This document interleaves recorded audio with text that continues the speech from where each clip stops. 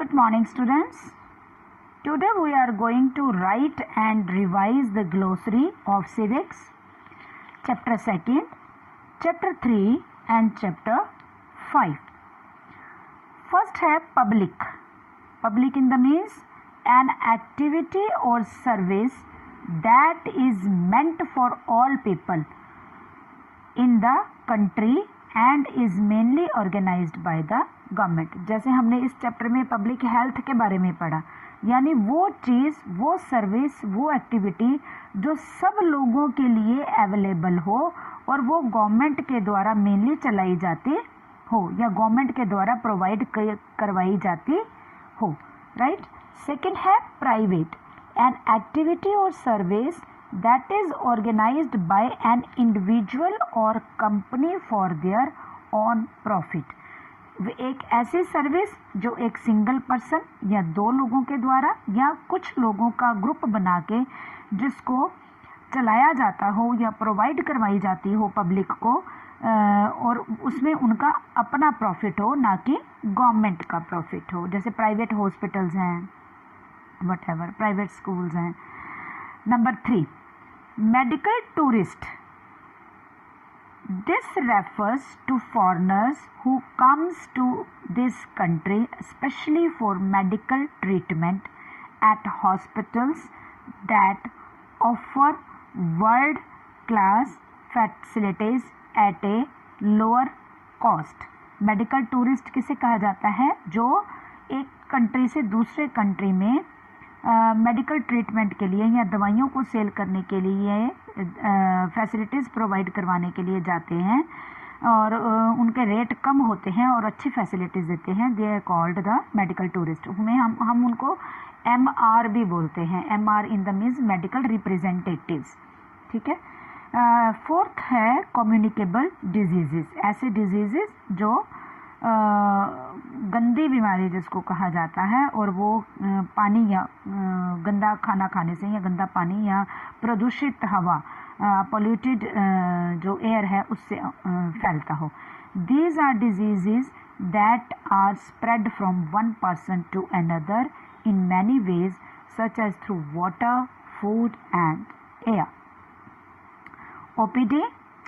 This is the short form for the patient outpatient department. OPD कहा जाता है जहाँ हम हॉस्पिटल्स में जाते हैं तो हम जनरली चेकअप करवाने के लिए जाते हैं तो OPD बोला जाता है उसे.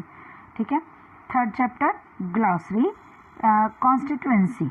Constituency a particular area from which all the voters living there choose their representative.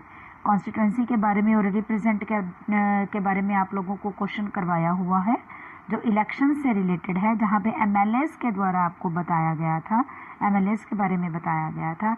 वो कॉन्स्टिट्यूएंसी निर्वाचन क्षेत्र जिसे कहा जाता है, जो पॉपुलेशन के आधार पर बनाई जाती है, अलग अलग डिस्ट्रिक्ट में बनाई जाती है, उसे कहते हैं, जहाँ से हम अपना रिप्रेजेंटेटिव चूज कर सकते हैं. Majority. This is a situation when more than half the number in a group supports a decision. Majority कहते हैं जहाँ एक पर्सन से ज़्यादा पर्सन हो, आधे से ज़्यादा हो. सपोज करो कोई इलेक्शन हो रहा है, वहाँ पे हम एक क्लास में ही इलेक्शन ऑर्गेनाइज करते हैं कि हमने क्लास का मॉनिटर चूज़ करना है. क्लास में स्ट्रेंथ है 50 की स्ट्रेंथ है, तो 50 स्ट्रेंथ में से हम 2 पर्सन्स तो हम मॉनिटर के लिए अलग कर देते हैं, एक पार्टी का और एक दूसरी पार्टी का, यानी 2 पर्सन हम खड़ा करते हैं जिनके लिए इलेक्शन होगा. तो उसमें पूरी क्लास पार्टिसिपेट करती है. अब उसका पूरी क्लास में से आप ये देखो कि कोई तो फर्स्ट पर्सन को वोट देगी, कोई सेकंड को देगी, तो लेकिन मॉनिटर बनेगा कौन?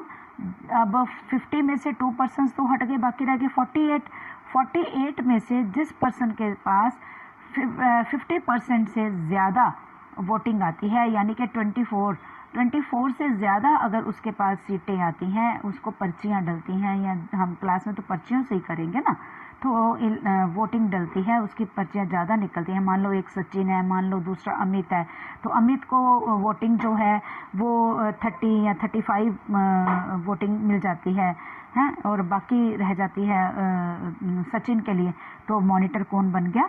अमित बन गया। ऐसे ही मेजॉरिटी किसकी तरफ हो गई? अमित की तरफ हो गई। ऐसे ही इलेक्शंस में भी होता है, जो पार्टी, कई पार्टीज होती हैं, BJP, Congress, Bharatiya Janata party, Congress and Janata, JJP, जितनी भी पार्टीज, मैं उनके नाम क्या लूँ आपके सामने, तो जो पार्टी वही मेजोरिटी में आती है, वही सत्ता में आती है, पावर में आती है, गवर्नमेंट उसी सरकार उसी की बनती है, उसी पार्टी की, जिसको वोटिंग ज़्यादा मिलती है, सीटें ज़्यादा मिलती हैं। ऑपोजिशन, ऑपोजिशन में क्या है? ऑपोजिशन वो होती है जो पार्टी जीत नहीं पाती, विन नहीं कर पाती, जिसको कम सीटें मिलती हैं, रूलिंग पार्टी नहीं बन पाती, who are not the members of the ruling party, ठीक है, वो ऑपोजिशन हो जाती है। प्रेस कॉन्फ्रेंस, प्रेस कॉन्फ्रेंस क्या होती है? अ gathering of journalist from media. Journalist, हम आजकल डेली न्यूज़ सुन रहे हैं कोरोना से रिलेटेड, ठीक है, media who are invited to hear about and ask questions.